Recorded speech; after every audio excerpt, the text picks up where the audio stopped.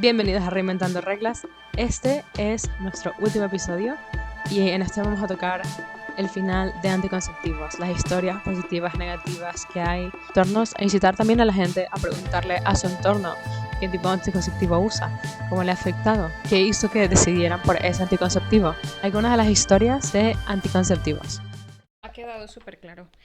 Y ahora que hablamos de métodos hormonales, cuento mi historia porque mi historia con los métodos anticonceptivos tiene tela, y es que precisamente por padecer del síndrome premenstrual disfórico, a mí me costó muchísimo y me sigue costando encontrar un método hormonal. De hecho, es mejor evitar, en mi caso, el uso de métodos hormonales. He pasado por la inyección, por el anillo, por miles de pastillas y los síntomas que tengo, realmente los síntomas adversos son muy grandes.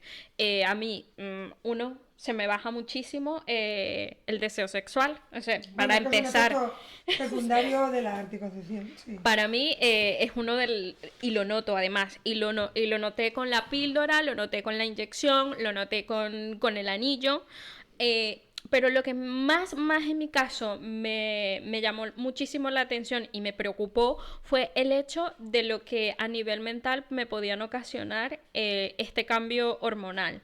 Y lo viví con todos los métodos, con la inyección, con la píldora y con el anillo. Pregunta, ¿probaste varios tipos de píldora? Sí, probé ¿Con varios. etinilestradiol y sin La, etinilestradiol? la que mejor me vino fue una de Bayer, ¿Cuál es que ese nombre? la Jazz, que de hecho Yes. Jazz es la única que usan en Estados Unidos para el síndrome premenstrual disfórico, y fue la que mejor me vino de todas. Sin embargo, igualmente me causaba muchísimos estragos en el cuerpo, pero incluso con la inyección aumenté 5 kilos, o sea, fue bestial. En 2 meses te hablo, 2 meses de inyección fue un aumento de peso increíble. Luego con el anillo tuve síntomas, pero muy fuertes a nivel de niebla mental, incluso llegué a tener episodios en los que no dormía bien. Para mí fue un poco traumático el hecho de dar con la anticoncepción, y por problemas hormonales casi que prefiero irme, ¿no?, a los métodos de barrera que a los métodos hormonales, porque siento que modifican muchísimo mi química, ¿no? Mi química a nivel cerebral sufre una desconexión increíble. De hecho, con el anillo llegué a estar varias semanas y lo suspendí porque hablé con mi doctora, porque sentía incluso una depresión y una desconexión del mundo.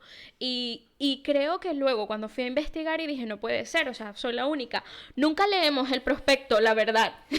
Yo no Nunca. lo- Yo no leo. Yo sí. Qué bueno, María, qué bueno que lo lees. lees. Pero fíjate tú que también es la importancia de ir a esas charlas, ¿no? Y de y dar también con un médico correcto. ¿Por qué? Claro. Porque muchísimos médicos no te explican, simplemente te recetan y ya está, y no te dicen qué síntomas puedes tener. Y yo, claro, viendo mis síntomas, voy a buscar, hablo con la doctora y me dice, sí, te puede pasar esto y te puede pasar lo otro. Vale, esto podría haberlo, me lo podrías haber dicho antes, ¿no? Y luego esa desconexión tan profunda me llevó a buscar más estudios, y de hecho hay muchísimas mujeres que, incluso hay un estudio en Dinamarca de 17 años, o sea, hicieron el estudio durante 17 años y determinaron que hay muchas posibilidades de que las mujeres que usan la píldora como anticonceptivo llegan incluso a incrementar los deseos de suicidio. Y a mí eso me pareció, y en un 30%, me pareció una barbaridad. La depresión aparece mencionada entre los síntomas Sí. probables, tipo Sí. de los... Es que es verdad que me leí el prospecto. Diferenciales que son más probables, los... Se dice a nivel numérico. Sí, Tantas un de millón, tantos, una tantos... persona por millón, Exacto. sí, sí. Y la depresión está entre los más probables, y la bajada como del Del líbido, deseo, del deseo sí. sexual, también está entre los más probables. Aparte de que ganes peso o pierdas peso, que eso ya... Lo que yo sé depende un poco de la persona, Sí. o no sé si es la pastilla, ¿no? Porque todos hablamos de la píldora y hay distintas Hay píldoras. muchísimas. Claro, hay muchas, igual es cosa de la píldora que toma cada una y no la chica en concreto, pero por ejemplo, eso es otro. Pero sí, la depresión aparece entre los probables. Y yo, por lo menos, buscando información precisamente para este episodio, Le pregunté a varias de mis amigas qué fue lo que resultó que María me acompañara. Porque era la Y- más completa. Sí, muchísimo. Es, Mi amiga me pregunta por mi experiencia con la píldora. tú eres un Y yo, libro. vamos, lo que necesites. Vamos, vuelvo a la charla y te traigo notas. Ella es mi prescripción. O sea, yo la leo, bueno, esto es un inciso, yo la leo, pero porque siento que muchas veces los doctores ni siquiera te dicen cómo usarla. Entonces llegas a casa y es tipo, ¿cómo se supone que me tenía que poner esto yo? Pero justamente preguntándole a mis amigas, fue una cosa de que la mayoría de ellas, ninguna toma la píldora. Todo el mundo le tiene como, o la han tomado y la dejaron de tomar. He conocido gente que la ha tomado para regularse, pero sí, muy poca. sí, O sea, el Diane para quitar, que este es muy clásico, para controlar el acné. exacto. Síndrome de ovario poliquístico, a veces se utiliza el anticonceptivo para controlar los accesos de acné. Sí. Exacto, pero por lo menos actualmente como casi ninguna tenía y todas tenían precisamente esta misma punto de conversación de es que siento que me va a alterar totalmente las hormonas. Y ahí quiero sacar como el tema, que es lo que más me da como curiosidad de esto, que es precisamente lo que se ha hecho ya como muy conocido en los últimos años de que la mayoría de las pastillas todas se hacen en estos ratones que son masculinos, que son, no se tiene en cuenta el ciclo hormonal femenino. Y claro, siento que ha entrado mucho en la conciencia popular también de las mujeres y que sea la píldora precisamente, que es como es para algo tan femenino y que ni siquiera haya sido, no sé si ha sido aprobado Sí, para no, las sí, femeninas. justo la píldora sí se ha probado Es en así. hembras, la única. Es la Porque única. necesitas que sea una hembra la que... Y aún así tiene tantos efectos secundarios que Porque son es tan... ahí han ido reduciendo, porque nunca le en realidad tiene que ver con la misoginia de la ciencia. Nunca les importó realmente los efectos secundarios, les importó el control de la natalidad. Entonces, si eres mercancía de segunda o una mercancía irrelevante o eres una, pues que te aguantes, ¿no? Que lo que tus sensaciones, tus sentimientos, la ciencia tiene mucho de eso, ¿no? Es muy androcéntrica. De hecho, ¿por qué no sale la píldora del hombre? Porque lo que quieren es que no tenga ningún efecto secundario y tiene menos algunos que el nuestro, pero a nosotras nos lo comemos y te lo aguantas. No sé si con tu cara me estás diciendo, tiene información porque también se documenta. Es que justamente fui a buscar nuevas novedades en anticoncepción masculina y clavadísimo lo que dice Ariana. No se ha desarrollado ni se ha avanzado a día de hoy, que me parece ciencia ficción realmente, porque el más avanzado es un parche, es una crema, ¿no? Una pomada transdérmica que tiene estudios bastante avanzados, entre comillas, porque todavía dan entre su planificación de lanzamiento 10 años más. Es decir, que hasta dentro de 10 años nosotros no podemos contar con un anticonceptivo para hombres. Y realmente la base de esto es precisamente lo que dice Ariana. Como las mujeres hemos hecho de conejillo de indias y hay muchísima información y nos quejamos, entre comillas, nos quejamos con base y con certeza, ellos, bien informados, ¿no?, de todos estos síntomas que nosotras padecemos, no quieren padecer de lo mismo. Entonces están exigiendo que su método de anticoncepción no tenga estos efectos. No produzca depresión, no produzca pérdida de líbido, no te afecte cardiovascularmente, con lo cual todo lo que nos hemos comido nosotras, pues claro, es una entelequia. Yo creo que eso es uno, porque se deja la responsabilidad de si no te quieres quedar embarazada, te cuidas tú, muchas veces en la mujer. Y también es muy patente ese desinterés por parte de la comunidad científica en avanzar, en que conoces a mujeres que toman la regla, pues, o sea, la píldora.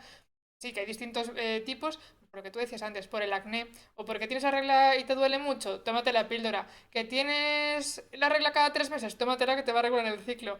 Que tienes ovario poliquístico, pues también la píldora. Que quieres, pues eso, no quedarte embarazada, también la píldora. Cuando voy a declarar que yo también cometí ese error, porque tenía en una científica que no me había leído bien todo, eso también pasa, nos pasa a todos. Después fui profundizando y no te lo arregla todo. Y realmente para arreglar un ovario poliquístico y otro tipo de problemas, digamos que eso es una posibilidad tangencial, porque ya de paso puede regular, pero es que con suplementación y tú no necesitas tomar un anticonceptivo, que sería como no exacto, no sería muy científico la única forma de arreglar un síndrome de ovario poliquístico. Pero yo también me lo creí, ¿eh? O sea, yo también fui culpable durante mucho tiempo en mi ejercicio profesional. ¿No? Sí, es un sesgo de la comunidad. O sea, y entonces me da culpa porque no dudé como científica de esa afirmación, que la di por válida. La di por válida. Pero mira, el otro día hablando con una endocrina, profesora de la Facultad de Medicina, de aquí de la USC, que nos había dado en otro programa las claves de un fármaco de ADN de interferencia para cánceres anapláxicos de tiroides, me dijo, ¿sabes el problema que hay en este país? Que los endocrinos están en muchos casos, y ella es profesora, centrados en la diabetes y no se fijan en las hormonas, en la anticoncepción, en la menopausia, en los problemas de síndrome de ovario poliquístico. No se estudia casi nada, te tienes que especializar y deben hacer el máster en Estados Unidos, porque aquí no conozco ninguno, y que los ginecólogos en realidad son obstetras. Hay muy pocos expertos. Yo sé que alguno que me va a escuchar va a decir, yo sí, pues por supuesto, como en todo lo habrá, igual que yo antes no leía bien las cosas, y que venga, los invitamos. Pero son obstetras en muchos casos y se especializa muy poco en hormonas. Y claro, por eso al final también ellos terminan, muchos de ellos, yo no digo todos, terminan cometiendo el error de esta píldora, o sea, esta para esto y esto para esto otro. Cuando si profundizas en la composición hormonal compleja de cualquiera de los individuos, puedes tener remedios para estos síndromes sin tener que modificar o producir los efectos secundarios. Justo en lo que ha intervenido Dayana, muchas gracias por investigarlo, porque ya se lleva yendo de la píldora masculina desde hace 30 o 40 años. Y yo creo que nunca. Pero es que lo mismo que te digo, tú lo que no sabías es que poblacionalmente apenas hacen vasectomías, porque el hombre cree que pierde masculinidad. Y no la pierde, ¿eh? Porque igual que la intervención tipo hormonal sí que te hace perder el deseo, tú solo cortas un conducto, no cortas la producción de testosterona. Fíjate lo distinto que es. A nosotros nos modifica la producción de estrógeno con la drospirenona o con el etenil de estradiol, etcétera, etcétera. Nos la modifican. Es completamente distinto. Y eso modifica el cerebro. Yo he escuchado mucho este punto de conversación con la vasectomía, de que es reversible a corto plazo, pero a largo plazo sí es algo más... no es reversible. ¿Eso es cierto? ¿Eso no es cierto? Pues hombre, yo no soy cirujana. Hombre, es lógico pensar que es como cuando tú cierras, o sea, cualquier tejido, a lo mejor... Es que no soy cirujana, no podría decirte... Casi sé más por los veterinarios cuando hace con los perros, ¿no? Que los van y vienen. Pero es verdad que a lo mejor si un conducto se necrosa porque lo has dejado roto, luego a lo mejor unirlo, a lo mejor es más difícil. Pero sinceramente te estaría contestando como de bulto. O sea, puedo intuirlo, pero no soy experta. Pero te lo dejo de deberes a ti, Valeria, para completar el pregunta así. Hay, porque hoy se descubre todo, sí. Y además podríamos invitar a un experto.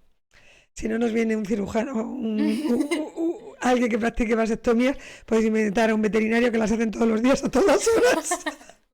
Porque no hay nada que se haga más que es castrar a mascotas. Entonces, a lo mejor tienes más expertise, porque ya te digo que a nivel masculino se hace muy poco. Entonces, a lo mejor te dicen, no, pues sí, o no, es por esto. A lo mejor, no sé si aquí deberíamos invitar.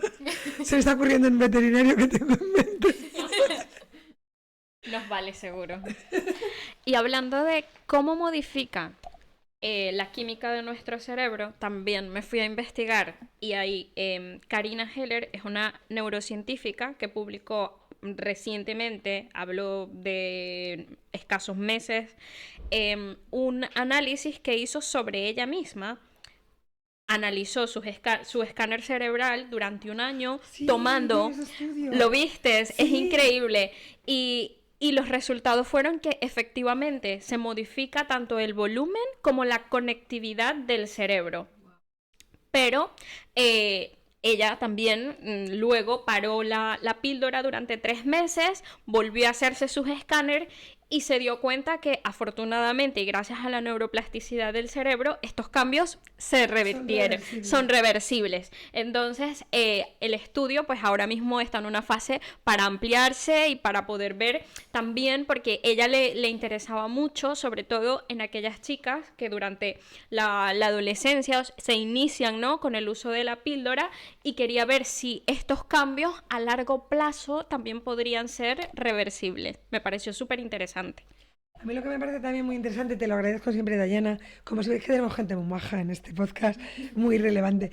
Pero Valeria, tú has preguntado a tus amigas y comentabas un dato que me parece muy interesante porque tiene que ver probablemente con esa depresión y esos cambios. Al final, gente joven con vida se supone activa, sexualmente activa, abandona la píldora. Luego, No les a lo gusta. mejor no se han leído todo el prospecto, pero perciben que algo pasa en su cuerpo. Es que, y ni siquiera me pareció muy interesante porque había gente que no había tenido ningún tipo de efecto secundario, no había estado bien, pero también igual no lo ven útil en el momento, igual su vida sexual no está activa en ese momento. Entonces, claro, mantenerlo por un periodo de tiempo, o sea, indefinido, les molesta. Y también entra mi pregunta de la píldora, tomártela diariamente, que yo por lo menos ya soy olvidadiza, como el concepto de tomarme y pararme todos los días a tomarme esta píldora me parece una de las cosas más molestas que existen en el planeta. Claro, tú Entonces, tendrías que ir a otro método. Sí. En esa exposición de planificación, a ti te encaja el DIU o el anillo, que lo pones una vez. Bueno, te lo podrías olvidar dentro, que es típico. típico. Eso pasa muchísimo. De no lo encuentro. Voy a tener que ir al ginecólogo para que me lo saque. También tiene mucho que ver con la cultura de la falta de autoexploración. Porque si una persona no encuentra, eso tampoco es el bolsillo de Doraemon, es un fondo. Y eso es porque no nos han prohibido casi tocarnos, nos han prohibido explorar. Y oye, en la bañera, en el bidet, coges el dedo y está por ahí. O sea, no se ha ido al fondo. Siempre se encuentra. A mí me pasó, pero no lo encontré. Pasa igual con los tampones. Gente, claro, una persona olvidadiza no puede ponerse un tampón. Una persona olvidadiza no puede ponerse un anillo. Pero a lo mejor en tu caso, un DIU. Y tienes los de barrera, que no tienen carga hormonal, y tienen los de carga hormonal. Yo personalmente tuve un DIU hormonal y me sentó también fatal. yo Cogí tengo- 5, 7, no, 10 kilos. No, pero es que yo tengo la hermana de una amiga, se puso creo que los dos tipos, y es que Y con uno sangras un montón. No, y una experiencia terrible de dolor, o sea, que estuvo, o sea, no le dieron ningún tipo de, ¿cómo se llama? Por no hablar del caso del Esure, que hay un montón de mujeres damnificadas, era de Bayer. Ahí sí que esto es una historia negra de la historia de la medicina, que es así. Sabían ya que había un estudio de muchas complicaciones de enfermedades de que se incrustaba y aún así se siguió poniendo, porque ya sabéis cómo funcionan los visitadores médicos. Y hay montones de mujeres que se quedaron estériles, que fueron extirpadas. Estudiad, mirad por allí. Hay que tener siempre bajo sospecha. Es verdad que todo es seguro, todo es tal, pero yo entiendo las chicas jóvenes que digan, No, y es que soy fruto conejillo de experimentación. no, y es que también, por lo menos siento que de esto de que no tienes como historias positivas a tu alrededor tampoco. Porque yo tengo una historia positiva, una de regulación, y luego las dos chicas que un poco son como mis hermanas mayores que han estado probando diferentes tipos de medios. Una se puso el DIU y es que fue una experiencia absolutamente terrible, se lo tuvo que terminar quitando y creo que ahorita está con la inyección, más o menos, pero también ha ganado mucho peso. Y yo tengo otra también que comenzó a tomar la píldora y es que estaba inmediatamente en emergencias, estuvo 2 semanas que te estaba constantemente yendo y le decían, no, es que tienes que probarlo al menos 3 meses para saber, que es como que al menos 3 No. meses y estás teniendo esas... Eso te lo iba a preguntar, Ariana, porque a mí me decían lo mismo, no, tienes que esperar 3 meses para que puedas ver, y yo, pero si me estoy muriendo, no puedo llegar al tercer mes. Bueno, porque claro, el mundo hormonal es muy complejo y lo que esperan es que la hipófisis empiece a funcionar ante la intervención de una hormona ajena que de alguna forma va a provocar una especie de sobredosis y el cuerpo no se está acomodando, y es verdad que el sistema endocrino luego de alguna forma modula, hay una especie de homeostasis. Pero sinceramente, esta es mi sospecha, creo que no hay suficiente investigación como para llegar a hacer esa afirmación a una persona cuyo efecto secundario, o sea, la relación efecto nocivo, efecto positivo, creo que es suficientemente grave como para que no digan, o sea, una cosa es una cosita modulada que digas, todavía no te has adaptado, todavía no se te han regulado los ciclos, que está dentro de lo normal, porque tu cuerpo se está adaptando a esa carga de otras hormonas que vienen de fuera. Pero cuando un síntoma, desde mi punto de vista, es un poco agresivo con tu cuerpo, yo creo que ahí es que se nota que no les pasa a ellos o a ellas, porque Además, pueden ser mujeres. Es decir, yo ahí no obligaría a una persona que esté 3 meses esperando a acomodarse. Y yo creo que alguien sensato tampoco debería hacerlo. Asumiendo, como científica, que los ajustes hormonales llevan un tiempo. Pero yo creo que entre el riesgo-beneficio de algo que te está sentando realmente muy mal, yo creo que tú no eres candidata. Es como si tú tienes tendencia a los trombos y te dicen, espera 3 meses a ver si no te dan patatus. Hombre, pues oye, creo que el riesgo-beneficio aquí no está bien calculado. Todo habiendo otras opciones. Exacto, Es que exacto. partimos de que hay muchísimas... Dentro de que hay píldora, hay 14.000 tipos de píldora y hay Y ya- otras opciones. Y encima del sexismo que incluye que seas tú quien lleves el peso de la opción de la anticoncepción. Porque yo soy una pareja que te ama y yo no te obligo a ti a someterte al peso de la anticoncepción que te está trayendo por el camino de la amargura. Yo creo que es que eso ya es para decirle eso que dicen ahora de ahí no es. Si duele ahí no es, pues si duele ahí no es. Esa pareja que no se preocupa de la anticoncepción y que te la mete a ti como única responsabilidad, pues a lo mejor tenemos que revisar la responsabilidad afectiva del compañero. Digo yo. Es otro tema que no estamos hablando. no, pero es un punto bastante importante el que acabas de tocar, porque lo decía María al inicio también, la planificación no tiene que ser cuestión solo de una persona y no tiene que ser solo cuestión de la mujer, tiene que ser un asunto de los dos, una corresponsabilidad. Y yo conozco montones de parejas, sobre todo de otras épocas, bueno, ya te cuidas tú, ¿no? Como diciendo, venga, vamos ahí barra libre porque tú, ¿verdad? Te convencen un ratito y tú a empastillarte. Y hubo épocas que las pastillas no eran como las de ahora. Porque ahora hay la mini píldora, bueno, hace tiempo que la hay, ¿no? Que las dosis son muy controladas, muy bajitas y que apenas tienen esos efectos secundarios. Pero han tardado muchísimo tiempo cuando ya estaba la tecnología, porque nos hemos quejado muy poco. Nos hemos quejado muy poco. Sí, yo creo que realmente todo esto ha sido bastante silenciado y silenciado por nosotras mismas, porque cuesta muchísimo, sí, cuesta muchísimo hablar. En las comidas nadie dice qué anticonceptivo usa, hablamos de la serie de moda, pero no hablamos de qué usamos para cuidarnos, no hablamos de Los efectos no secundarios. hablamos de los efectos secundarios, no decimos por qué abandonamos un método y pasamos a otro, simplemente como que Es sigue silencioso, siendo sí, un sí, tema sí. muy, muy silencioso entre nosotras mismas. Cuando nos afecta muchísimo.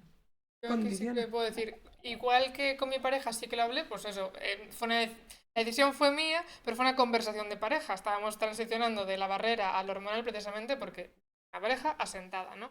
Pero aunque entre nosotros lo hablásemos, no es algo que comentase a mis amigas. Si me preguntan, no me da vergüenza, yo, vamos, cuéntalo aquí con pelos y señales. Pero tampoco es una cosa que anunciase de, hey chicas, por cierto. si en ¿Habéis algún descubierto momento- esta? Sí, o si en algún Igual que momento se os lo recomienda un planteáis- perfume que afecta menos a la vida diaria de una persona, deberíamos por sororidad, hablar de estos temas, de efectos secundarios, de si eres olvidadiza, no utilices este sistema, si lo has perdido te digo cómo encontrarlo, cosas así. Con los consejos de, tómatela con la comida. Exacto, exacto. Ojalá funcionase eso. ¿Verdad? Es como, no sabes cuántas veces se me da, tipo, tienes que tomarte el ibuprofeno porque estás enferma. Es que se me olvida. Yo, ya el punto en el que ya no me siento mal, ese tipo, no tenía nada que Claro, el hacer. ibuprofeno no es tan importante, pero un antibiótico sí. Claro. Porque si no mantienes la dosis durante un tiempo, el antibiótico es mucho más Lo serio. bueno de los antibióticos es que vienen en 3. No, Vienen... la citromicina, que es solo uno. Pero si te dan amoxiclavolánico, amoxicilina, son 7. Y además, si dejas de tomarlo, y además cada 8 horas, y si dejas de tomarlo, puedes provocarte resistencias bacterianas. Pero eso no Pero es yo si verdad. hablo contigo, nunca te recetaría, salvo que te estés muriendo y te la inyecte, porque es el único que va contra ese virus, o sea, digo, perdón, virus no, Ahí- que me habría dicho, contra esa bacteria, porque es un antibacteriano, nunca es un antiviral, contra esa bacteria específica. Entonces te la tendría que inyectar, porque tú te olvidarías. Efectivamente. Bueno, ahí tenemos el nicho en el que la mayoría de los doctores tampoco te conocen lo suficiente como para Pero ves, saber. eso es un error. Es Deberían un hablar error. contigo. Claro. Yo creo que este lugar donde estamos grabando el podcast funciona porque preguntamos a la gente, lo hemos hablado muchas Efectivamente. veces. Sí, Creo que a la gente, para entenderla y saberla dar un buen consejo, que tú no tienes rayos X, hay que preguntarle mucho. Tú preguntas mucho. Y es la forma de tomar una decisión informada. Para que alguien te prescriba, debería preguntarte mucho. Una persona que te mire y te cree que por el viento, por la pinta que tienes, te va a prescribir, para mí es un sanitario dudoso, de 4º grado, aunque haya sacado el premio extraordinario de carrera. Y es que se Creo que hay que deja- preguntar y mucho. es que se deja llevar por sus propios bias, porque es la idea que te has hecho de una persona genérica que no se adapta para nada, porque si cada persona es un mundo, con media conversación conmigo, que me hablas de antibióticos, yo te digo que soy olvidadiza, yo tengo un rango de 3 días de que me voy a acordar de esto, y después de eso, chao. Y además en una sola toma, porque eso es cada 24 horas. Si te meto cada 8 durante 8 días, ya te da el gama. Lógicamente solo tendría que decirte, mírame a los ojos, la enfermedad que tienes solo se puede tratar con este antibiótico porque es del espectro, solo pilla a este bicho que es el que tú tienes. Y este bicho solo le ataca a esto. Abre el Entonces, teléfono, pon el calendario. por el calendario, te voy a ayudar o te llamo yo cada 8 horas. O hablo con alguien responsable, efectivamente a tu lado, que te dé la pastilla. Pero hay que entender a la persona. Sobre todo porque son científicos, ¿no? Toman la decisión en base a datos. Tienes tú que te tienen que preguntar y tú se los das y en base a la información toman Me decisiones. encanta, claro. Impresiones también tiene mi madre. Pero no le pregunto a ella qué antibiótico tomar, le pregunto al médico qué pasa. Claro. Sí. O decisiones de no puedes deglutir, pues decisiones de decir, o que sea en polvo, que lo tomes en agua, porque tú no puedes tragar una pastilla. O sea, son preguntas que dirás tú, obvias, ¿no? Pues hay gente que no te las hace. Y o eres una persona que no te gusta determinados sabores, ¿no? Para eso inventamos los jarabes, ¿no? Para disfrazar los sabores. Es decir, hay muchas soluciones, pero exige un conocimiento de la persona, conocimiento informado. Es que yo, claro, estoy fascinada con la invitada porque tiene razón. Cuanto más conozcas, las decisiones son más inteligentes, más útiles y te van a perjudicar menos. Eso con lo que comentabais antes de, bueno, igual no se leyeron el prospecto. Tú te lo lees y es una probabilidad. Igual no tienes ninguno de los síntomas, igual los tienes todos. Igual una persona le afecta a la química de su cerebro y tiene depresión y otra, pues mira, he engordado y para mí esto no es un problema como para dejar de tomarlo. Entonces al final, aunque leerte esa información hace que tú puedas tomar la decisión. Te va a escudar de cosas, hace que cuando ocurran esas cosas seas consciente y hayas dicho, aún así me compensa o estoy preparado para que venga esta cosa. Luego igual viene y no estabas preparado y prefieres parar de tomarlo. Pero cuando empiezas a tomar este medicamento o empiezas a, pues, la inyección, estos métodos, haces consciente de qué pueden acarrear. Y aún así tú decides, pues, seguir para adelante o no. Eso es precioso. Eso se llama atención farmacéutica, por ejemplo, igual que debería. Y yo recuerdo, yo en el mostrador, hay un antibiótico que produce como efecto secundario en algunas personas dolor de talón. Dolor de talón. Claro, a mí me encantaba decirlo, porque es que no era algo que yo hubiera inventado, estaba estudiado, pero había tan pocos profesionales en mi campo que avisaran que es que me hacía sentir muy poderosa porque la gente decía, oye, que he tenido dolor de talón, como tú me dijiste, ¿no? Como diciendo, no estoy mal y tú me lo dijiste. Y claro, queda como, o que sabia, no. Hasta lo tienes en el ordenador, nosotros en el ordenador accedemos a todos los efectos secundarios, los avisos, si provoca fotosensibilidad, cuando vas al sol, si es incompatible con los anticonceptivos, pero lo obviamos todo. Y yo creo que eso es la verdadera ciencia y la verdadera diferencia. Yo aquí voto porque lo que dices tú, nos leamos todo.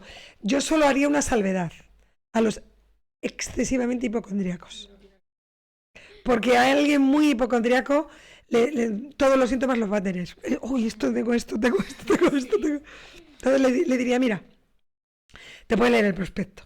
Pero si eres muy hipocondríaco, ya te digo yo cuándo te debes preocupar y cuándo no. Si llegas a esto y a esto, sí. Si no, nada, todo en orden. ¿No?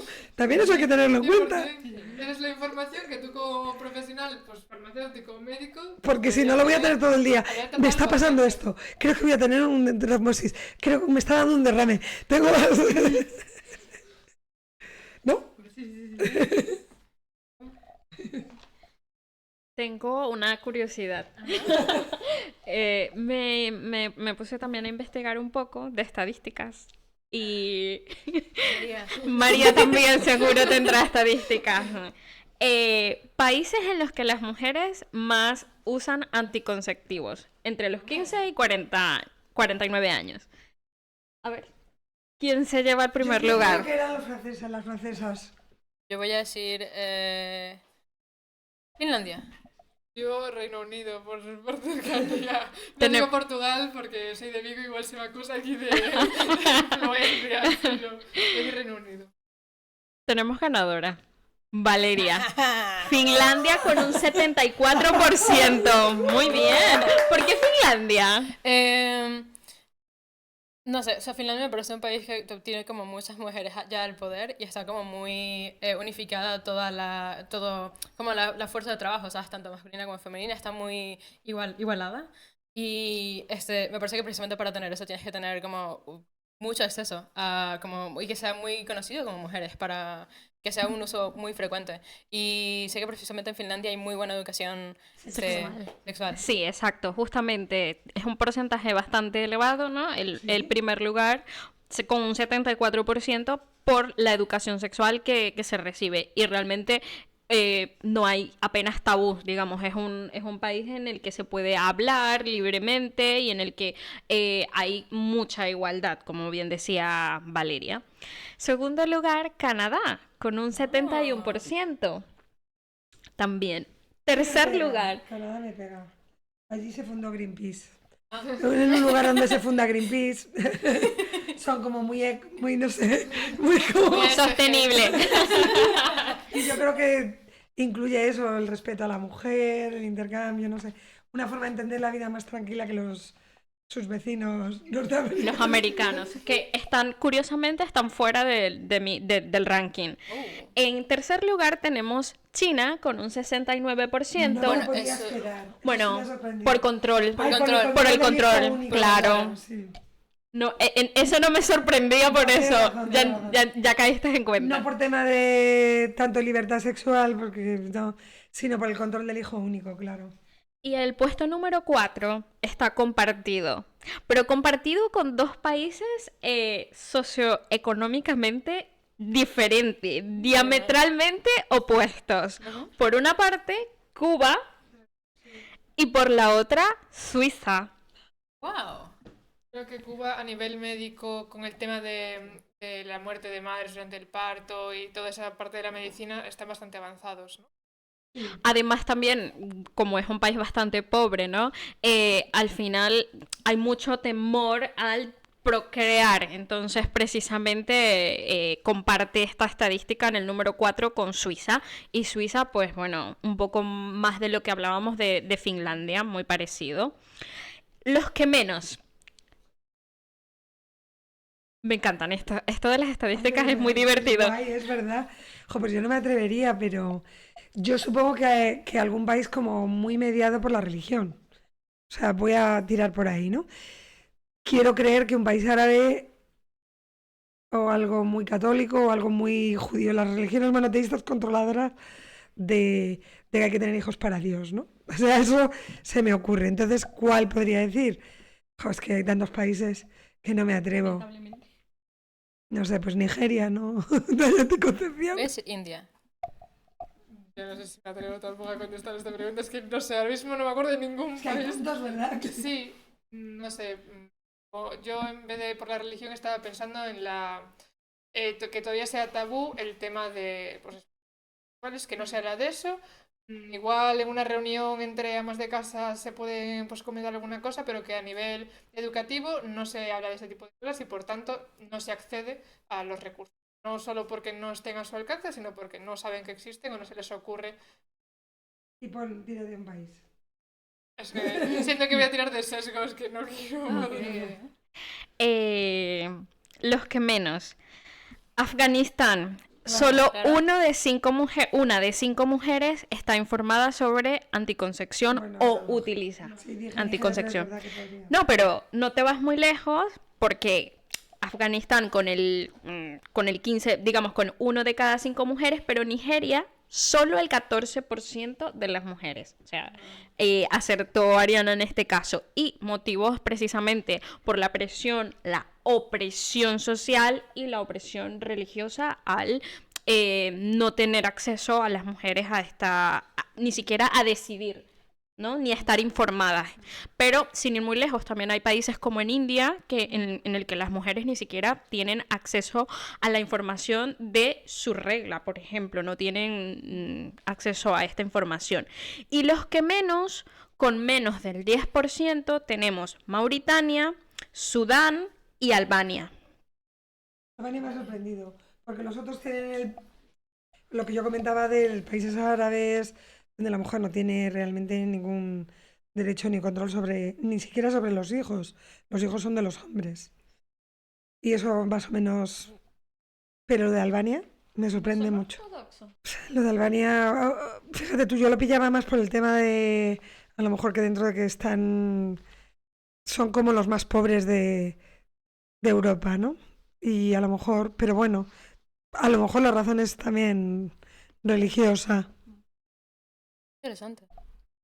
Es una estadística del Fondo de Población de Naciones Unidas del septiembre del 2024, o sea, bastante Muy reciente. Buena información. Hay Qué que buena compartirlo. información, La Dayana. información se comparte. Sí, sí, ves. pero como siempre, ¿verdad? Ujú. Muy interesante y lo cual, después de escucharte y de hacer esta especie de juego y de esta dinámica, nos hace pensar que parece relevante en nuestro entorno porque accedemos por receta, porque se conversa, quizás se conversa menos de lo que deberíamos, pero se conversa, se puede conversar y esta estadística te pone el escenario que casi somos unas pequeñas privilegiadas. ¿No? Esa es un poco la reflexión. Sí, sí, sí. Puedes ir a planificación familiar, hacerte una composición del lugar, tienes acceso a muchísimos métodos anticonceptivos sin que te juzguen, que van incluidos en la seguridad social y que tomas una decisión responsable, que por supuesto primero, lo hablamos, tiene que ser educativa, es decir, una decisión propia, pero que por lo menos podrías tener esa decisión y no tener acceso. Y aquí hay acceso. Con lo cual otras veces nos ponemos tristes, pero creo que esta vez deberíamos sentir que estamos en ese sentido en un primer mundo. Además coincide con el Día de Acción de Gracias y yo creo que es muy importante Dar dar gracias gracias por esto, ¿no? Por tener esta fortuna, ¿no? De realmente es un privilegio enorme poder tener acceso a la información y poder decidirlo, y también doy acción de gracias por poder compartir la información, porque este podcast, como nació y como sigue siendo, es para compartir y para que llegue a muchísimas mujeres y a muchísimos hombres y podamos ¿no? alcanzar todos juntos ese colectivo que decimos, ¿no? Esa corresponsabilidad que siempre es como el mensaje en todos nuestros episodios. Así que tenía que dar mi cuña del Día de Acción de Gracias. Sí. Muy buen final. Y exacto, ahí se termina. Muchísimas gracias por escucharnos y hasta la semana que viene. Muchísimas gracias por escuchar este último episodio de la primera temporada de Reinventando Reglas. Muchísimas gracias por escuchar este episodio y aquí comienza la pausa de Reinventando Reglas. Nos vamos a Navidad y ya volvemos para 2025 con energías recargadas, posiblemente algo acerca de los objetivos y más historias. Muchísimas gracias por escucharnos.